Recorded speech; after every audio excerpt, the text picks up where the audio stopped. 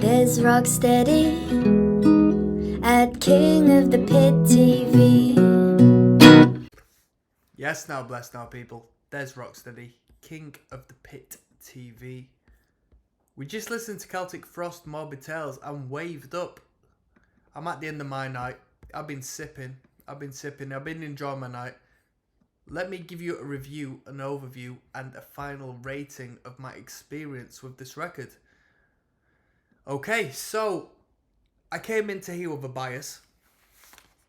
I thought, let me give you a real overview. So I understood this midway through listening to this record.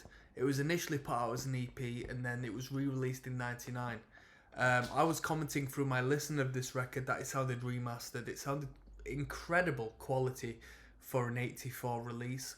So I assume I listened to the remastered. There was 9 tracks on this, so take that as you want it.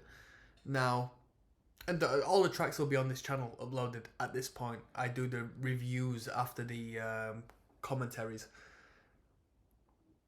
It was good. I enjoyed it. I got into this with a bias, thinking it'd be, sort of like slower tempo,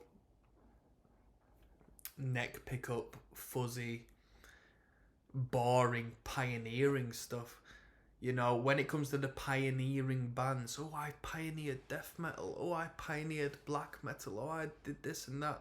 They're always boring, you know what I mean? Yeah, you might have been at the forefront and laid the foundation and planted the seed, but in 2024, it's boring. I've heard it all before at a better degree, by better musicians, with better elements, better influences, more varied substance.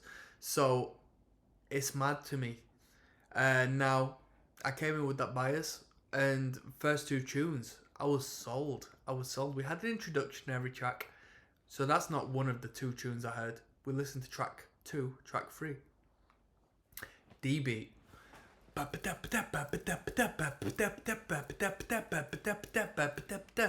was sold. I thought, whoa. It was even at a tempo, because normally, 80s odd, you'd think, boring, nonsensical, average. But Celtic Frost came in with the tempo, and I'm thinking, whoa, I'm into hardcore. I'm into freaking hardcore punk, brother. So I'm like, whoa, this is nice. I hope the whole record lasts like this. It doesn't. After the first 2 tunes, it does not. We go into the a lot more heavy metal. People sort of talk about black metal in the commentary section. The debuts of black metal. Potentially, yeah, potentially. I'm not going to deny that. I think it's a lot more punk infused than people give it credit for. I don't know where Celtic Frost go from this point, but if they go in more metal direction, I'd think they'd done the wrong thing. I'd arguably think they did the wrong thing. I would think this band would go way better taking the punk direction, taking the D-beat direction, going in that manner. But here we are, Hey, my Tinder's giving me notifications. I do apologise. And instrumentally, vocally, I'm not really sold. It doesn't bother me that much. The energy that was given to me during the higher tempo punk sections outweighed the instrumental and the vocal quality tenfold. The rest was nonsensical.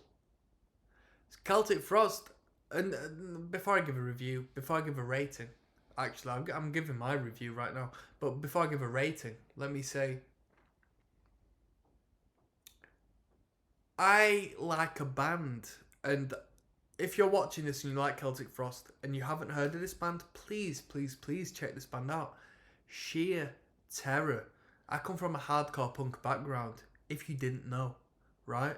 And Sheer Terror are a New York hardcore band with attitude, aggression, a few love songs, and no doubt they have a tonality instrumentally that relates to this band.